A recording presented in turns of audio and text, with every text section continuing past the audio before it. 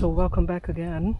I almost finished putting down the drain pipe, and I decided to just put it at the soil surface level because normally we should have been filled the holes with gravel, but we don't have gravel, so this is an emergency measure.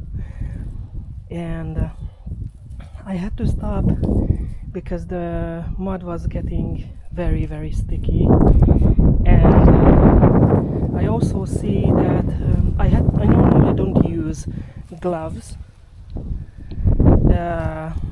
to work with soil, but I had to because the former owners used this site as a trash dumping site, and there are glass particles and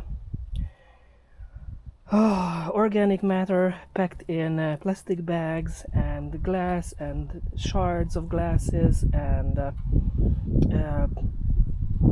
everyday trash buried in the soil with nails and rusted nails, of course, and rusted wires. So please don't ever do that, because soil is our most important and most valuable thing what we can have in agriculture. And I really had to stop because the water was really getting into the soil and it was very sticky, so I have to wait a couple of days.